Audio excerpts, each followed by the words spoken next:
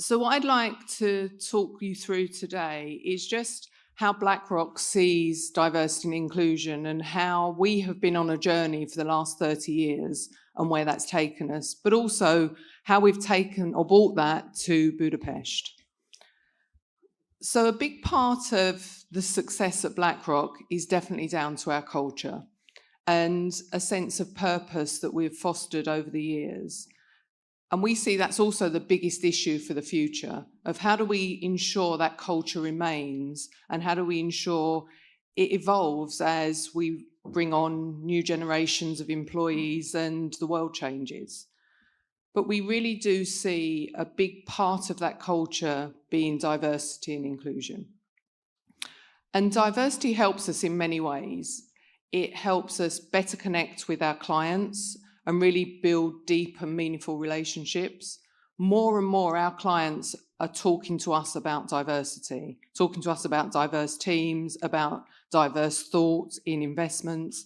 So the clients really are driving this agenda. It also helps us improve our decision making and keeping us away from groupthink and really increasing innovation by having those different teams. And I think Bori talked about Blue Ocean Robotics and the way they work with different nationalities. But it also helps us attract the best talent. And I always go back to a story of my children, because I know you all like me to tell my personal stories. When my children were probably 16 and 14, they really couldn't understand why I was so passionate about inclusion. And they'd keep on about, but why do you worry? Why do you care? And I was really thinking, I brought two boys up that really don't get this. But what they were actually saying was, but we wouldn't work at a company that isn't like our friend group. And our friend group is boys and girls. We have gay friends. We have friends from multiple different nationalities, cultures, and that's what we'll look for when we go out to work. So why do you think you need to fix something? There's nothing to fix. And I really, really hope that's true by the time they get to work. I don't believe it will be, but let's hope.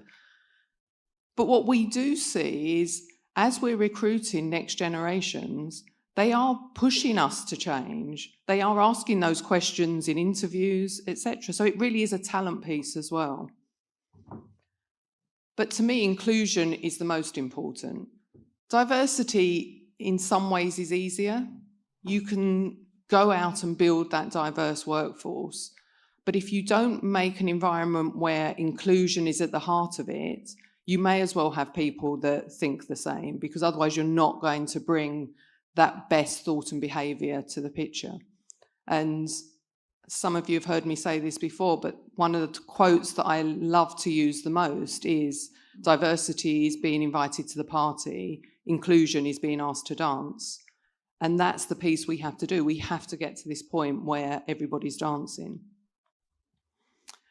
And at BlackRock, we've been looking at this now for 30 years. We were founded by 8 people and 2 of them were women 30 years ago. So we've always had diversity at the heart of what we do.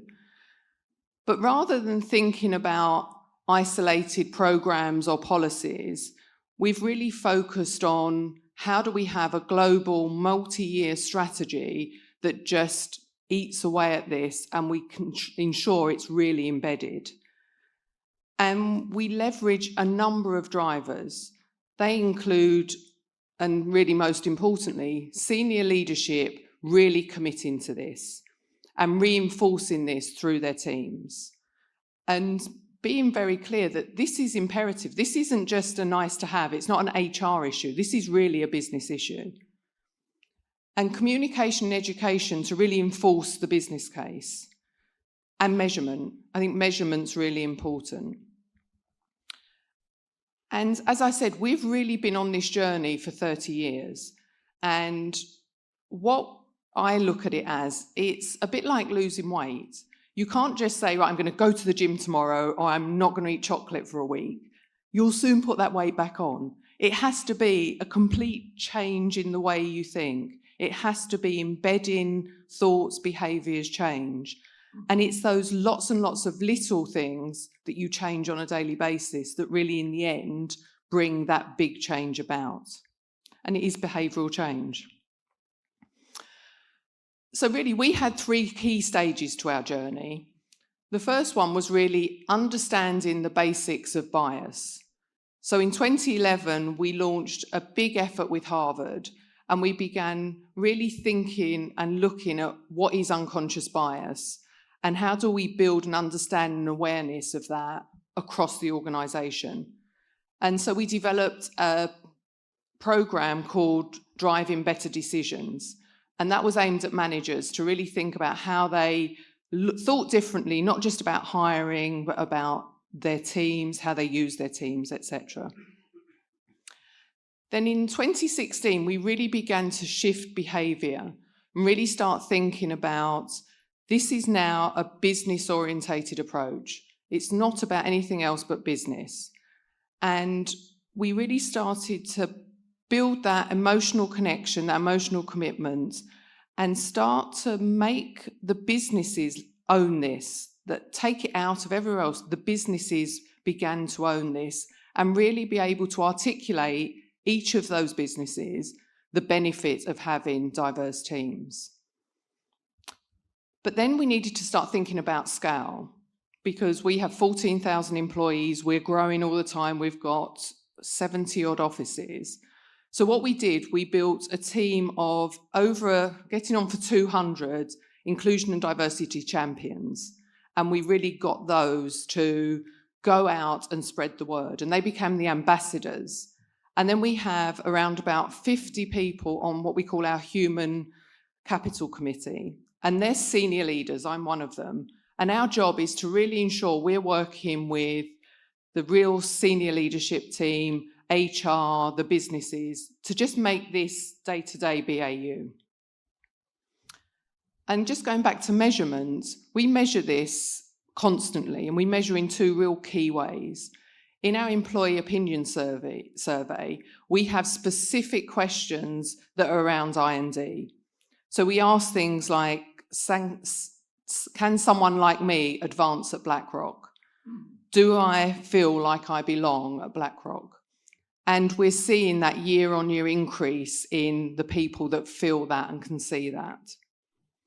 And then from a business perspective, we do quarterly business reviews where each business has to go and present their quarterly results, their quarterly achievements, etc. One of the measures within that quarterly business review is I&D, and that's linking back to not just hiring, but also development of their staff, and also the way they're utilising that diverse teams. And coming back to Hungary, how did we bring all of that to Hungary? When we came, we were very deliberate that inclusion was going to be a key pillar of what we did. And we started with a culture that was really about inclusion, collaboration, and feedback, and people really feeling that they had a voice. And regardless of where they were in the company, we've kept the structure very flat, that their opinion mattered. And it didn't matter if they didn't come from financial services. I think more than 50% of our staff haven't got a financial services background, but their opinions actually drive change more than people with that history. And we also looked at the physical environment. We've built an office where the whole design is around collaboration. It's driving people to meet. It's driving people to have conversations they may not have if they just sat in their desk. And we've also built different types of work areas for different types of personalities. Not everyone is comfortable working in a big open space. So we have individual pods, we have quiet areas where people can go and reflect and talk and discuss. And again, it's all about how do you build that inclusive environment. And then we really put into practice what we preached. We really pushed diversity, and we were brave with some decisions we made. We're supporting we've supported Pride for 2 years. We're supporting initiatives around retraining women as coders to bring women on maternity leave back into the workforce. We're looking at how we bring Hungarians back to bring some of that diversity of thought back into the country. And really building that broad umbrella of networks and broad umbrella of connections, so everyone has that sense of belonging, regardless of where they come from, what their experience is, what their gender is. They still feel that they belong to something under this big umbrella. And what have we actually learned over this time? As I said, we've been doing this for 30 years. And what we've really learned is the why matters. It doesn't really matter how you do it, but everyone has to understand the why. And you have to embed that why very early on. And how inclusion and diversity really does drive performance, it drives outcomes, and it really does help us retain, attract clients. But it's also the individuals understanding that. So you really need that top-down, bottom-up approach that every individual has to understand why it's important for their business, for them, as well as it being driven from the top. The other thing we've learned is it's actually the little things that make the biggest difference. Inclusion or exclusion actually play out in lots of little things you do every day, most of the time really not understanding that they're causing a problem. We do a whole 30-day program on micro behaviours where we ask people to document just the tiny things that happen on a day-to-day basis that either make them feel included or excluded.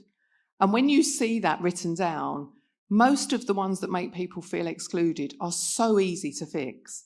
And it's just, again, that bit by bit by bit to get to that bigger picture. And I think the last thing we've learned is leadership is the most important. And that leadership, and I really do believe that diverse leadership styles is the future. We have to have leaders that embrace diversity, that encourage diversity, encourage inclusion. And leaders that aren't afraid to embrace and role model things that for some of them are actually quite difficult and aren't norm. But you need those leaders to do that. And you need them to be vocal, you need them to be transparent, because they're the ones that can be driving change in their communities, driving change in the business, driving change in the organisation. But our goal really is that we have every employee speaking the same as the leaders, that regardless of who you are in the company, you could stand up here and tell the same story of what BlackRock is doing for inclusion. You could speak with that same passion that I have for inclusion and diversity. And I think one of the things I'm most proud of with Budapest is we seem to be doing that. We seem to have, and I've got 3 of my great colleagues in the audience, that we have people that haven't been at BlackRock even a year that talk with passion about how diversity is important and how diversity is going to make us better and how diversity is going to help us be and continue to be the best in the industry. Thank you very much.